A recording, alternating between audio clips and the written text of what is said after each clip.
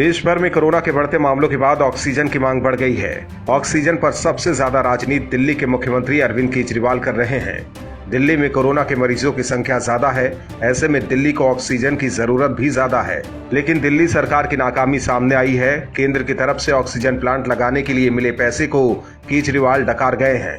Delhi high court में केंद्र सरकार ने हलफनामा देकर बताया कि केजरीवाल सरकार ने सिर्फ कोटे से एक ऑक्सीजन प्लांट लगाया और अब जब दिल्ली में हाहाकार मचा हुआ है, अस्पतालों में ऑक्सीजन नहीं है, मुख्यमंत्री केजरीवाल को हाईकोर्ट ने फटकार लगाई, तब केजरीवाल दिल्ली के संकट का सारा दारोमदार केंद्र सरकार के माथे पर डाल रहे हैं। बीजेपी शासित राज्यों में दिल्ली के कोटे का ऑक्सीजन टैंकर रोकने का आरोप लगा रहे हैं। कोरोना सुनामी के बाद लगभग हर दिन ऑक्सीजन के मसले पर केजरीवाल ने केंद्र की सरकार को घेरने के नए बहाने तलाश लिए हैं। मानो दिल्ली में लोगों की जान बचाने से ज्यादा जरूरी आरोपों के जरिए बीजेपी पर बढ़त लेना हो।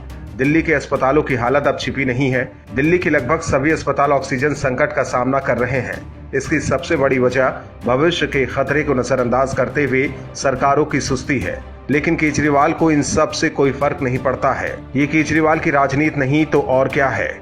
महामारी से अब तक नुकसान से सबक लेते हुए नजीर पेश करने की बजाय आरोप लगाए जा रहे हैं। शायद केजरीवाल ऑक्सीजन संकट में बड़े राजनीतिक अवसर की गंध महसूस कर रहे हैं।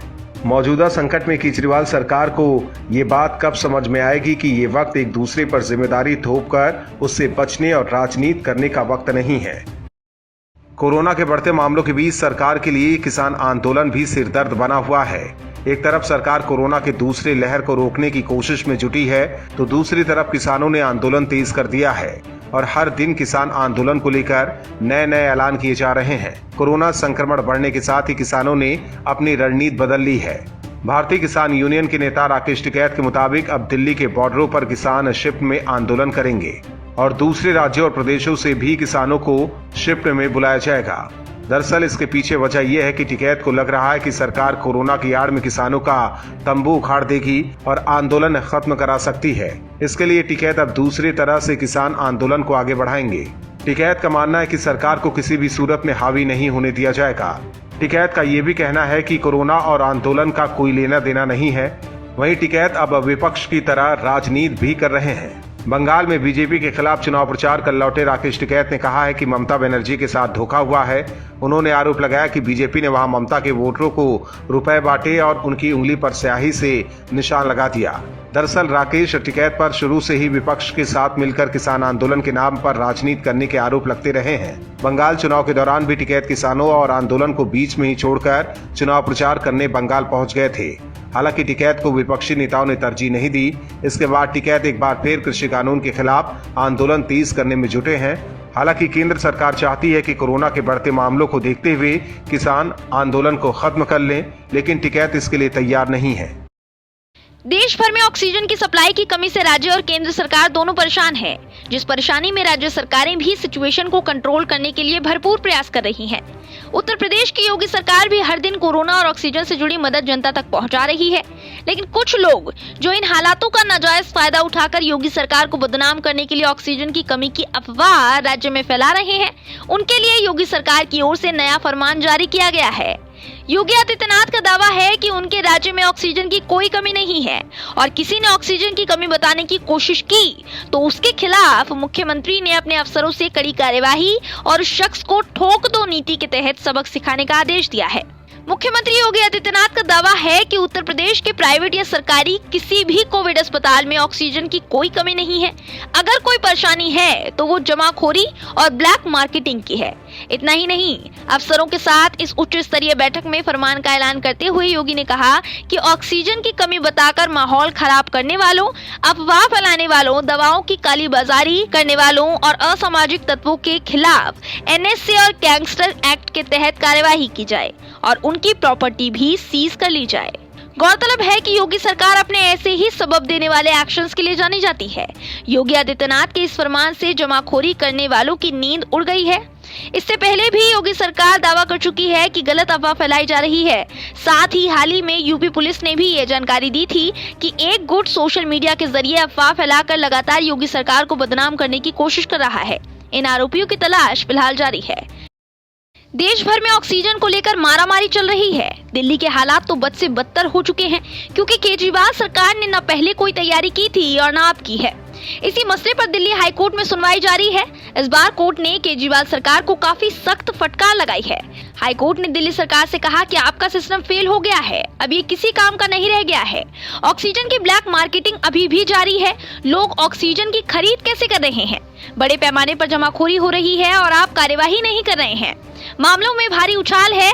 आप इससे निपटने में बिल्कुल भी सक्षम नहीं है। कोर्ट ने कहा कि ये गिद्धों की तरह बर्ताव करने का वक्त नहीं है। कोर्ट ने ये भी कहा कि अगर केजरीवाल सरकार से कुछ नहीं हो रहा तो बताइए, हम केंद्र सरकार को ये काम सौंपते हैं। इस बीच ऑक्सीजन सप्लाई को लेकर एक सप्लायर के झूठ को पकड़ने के बाद हाई कोर्ट ने दिल्ली सरकार को उस यूनिट को टेक ओवर करने और ऑक्सीजन की जरूरत वाले अस्पतालों से उससे सप्लाई का निर्देश दिया। अदालत ने दिल्ली सरकार को ऑक्सीजन रिफिलर्स के लिए उचित निर्देश जारी नहीं करने पर भी फटकार लगाई है। इसके साथ ही कोर्ट ने कहा कि घरों में रह रहे कोरोना मरीजों को रेमडेसिविर नहीं देने का केजरीवाल सरकार का आदेश गलत है। ये मरीज की जान लेने जैसा है। जरूरी दवा नहीं देकर आप मरीज की जान ले रहे हैं। बहरहाल केजरीवाल के दावों की पोल कोर्ट ने खोल दी है। केजरीवाल हर दिन टीवी चैनल्स पर विज्ञापन चलवाकर अपना चेहरा चमकाते हैं, लेकिन केजरीवाल सरकार जमीनी स्तर से बिल्कुल गायब है। केजरीवाल को राजनीति छोड़ दिल्ली वालों के लिए काम करने की बहुत जरूरत है। इसलिए कहना बिल्कुल गलत नहीं होगा कि ये केजरीवाल सरकार के लिए खतरे की घंटी है, क्योंकि आने वाले दिनों में अगर वो कोरोना पर कुछ नहीं कर पाई तो कोर्ट दिल्ली की जिम्मेदारी केंद्र की मोदी सरकार को सौंप सकता है। देश भर में कोरोना महामारी से अफरा तफरी मची हुई है। कांग्रेस समेत तमाम विपक्षी दल कोरोना पर जमकर सियासत कर रहे हैं और मोदी सरकार को घेरने में जुटे हैं। इस बीच बीजेपी की पुरानी सहयोगी और महाराष्ट्र में कांग्रेस के साथ सरकार चला रही शिवसेना ने विपक्ष के मुंह पर करारा तमाचा मारा है। शिवसेना नेता संजय राउत अचानक बीजेपी और प्रधानमंत्री मोदी के समर्थन में आ गए हैं। शिवसेना सांसद संजय राउत ने ऐसा बयान दिया है जिससे सबसे ज्यादा परेशानी कांग्रेस को होगी। राउत ने कहा है कि मोदी जिस रास्ते पर चलेंगे हम उनके पीछे खड़े मिलेंगे। इसके साथ ही उन्होंने एक साजिश की आशंका भी जताई है। राउत ने कहा है कि देश की कोरोना परिस्थिति की जो तस्वीरें बनाई और दिखाई जा रही हैं, उससे सामाजिक स्वास्थ्य और देश की अर्थव्यवस्था प्रभावित हो रही है। भारत को बदनाम करने की ये साजिश हो सकती है। भारत की अर्थव्यवस्था को खत्म करने का ये षड्यंत्र हो सकता है। इसके खिलाफ हम सबको मिलकर लड़ना चाहिए और प्रधानमंत्री मोदी के साथ खड़े होना चाहिए। शिवसेना प्रवक्ता और सांसद संजय राउत के अचानक प्रधानमंत्री नरेंद्र मोदी के समर्थन जाहिर करने के बाद महाराष्ट्र के गलियारों में राजनीतिक हलचल एक बार फिर बढ़ गई है, क्योंकि पिछले दिनों ही फ्री कोरोना वैक्सीन को लेकर महाराष्ट्र में शिवसेना, एनसीपी और कांग्रेस आमने सामने है। कांग्रेस ने आरोप लगाया है कि किसी एक दल को फ्री वैक्सीन का क्रेडिट नहीं लेना चाहिए। माना जा रहा है कि कांग्रेस के इस बयान से शिवसेना के अलावा एनसीपी भी नाराज है। हालांकि अभी महाराष्ट्र में शिवसेना कांग्रेस के बिना सरकार नहीं चला सकती है। ऐसे में शिवसेना का झुकाव एक बार फिर बीजेपी की तरफ बढ़ने लगा है। इससे पहले मुख्यमंत्री उद्धव ठाकरे भी रेमडेसिविर इंजेक्शन उपलब्ध कराने के लिए मोदी का आभार जता चुके हैं और अब राउत मोदी के समर्थन में आ गए हैं। ऐसे में आने वाले दिनों में कोरोना महामारी के बीच राज्य में सियासी परिवर्तन भी हो सकता है। यूपी में बढ़ते कोरोना मामले के बीच ऑक्सीजन पर बीजेपी और समाजवादी पार्टी आमने सामने है। कोरोना के मामले बढ़ने के साथ ही कई जगह से तस्वीर सामने आई है जहां ऑक्सीजन की दिक्कत महसूस हुई है और इसी को विपक्ष ने मुद्दा बना लिया है। कोरोना महामारी पर योगी सरकार को घेरने में असफल होने के बाद अब विपक्ष ऑक्सीजन पर योगी सरकार को घेरने में जुटा हुआ है। हालांकि योगी सरकार ने साफ कर दिया है कि राज्य के अस्पतालों में ऑक्सीजन की कमी नहीं है। वहीं यूपी सरकार ने दूसरे राज्यों से भी ऑक्सीजन मंगाया है ताकि मरीजों को किसी प्रकार की परेशानी नहीं हो। इसके साथ ही योगी आदित्यनाथ ने एक और बहुत बड़ी घोषणा की है। राज्य में ऑक्सीजन की कमी को दूर करने के बाद योगी सरकार ने ऐलान किया है कि कोरोना मरीजों को मुफ्त में रेमडेसिविर इंजेक्शन उपलब्ध कराई जाएगी। हालांकि विपक्ष इसके बाद भी राजनीति कर रहा है। कांग्रेस के बाद अब समाजवादी पार्टी ने योगी सरकार पर निशाना साधा है। पूर्व सीएम अखिलेश यादव ने बीजेपी सरकार पर झूठ बोलने का आरोप लगाया है। पूर्व सीएम अखिलेश यादव ने शायर वसीम बरेलवी की एक नज्म के जरिए निशाना साधा है। उन्होंने सोशल मीडिया पर लिखा कि वो झूठ बोल रहा था बड़े सलीके से, मैं एतबार न करता तो और क्या करता। अखिलेश ने आगे लिखा कि यूपी में लोग ऑक्सीजन के लिए दर दर भटक रहे हैं और सरेआम बीजेपी झूठ बोल रही है। दरअसल प्रदेश के मुख्यमंत्री योगी आदित्यनाथ ने बीते दिनों दावा किया था कि राज्य में न तो बेड की कमी है, न ही ऑक्सीजन या रेमडेसिविर इंजेक्शन की किल्लत है। कुछ शरारती तत्व और विपक्षी अफवाह फैला रहे हैं। योगी आदित्यनाथ ने अफवाह फैलाने वालों पर एनएसए के तहत कार्रवाई के निर्देश भी दिए थे।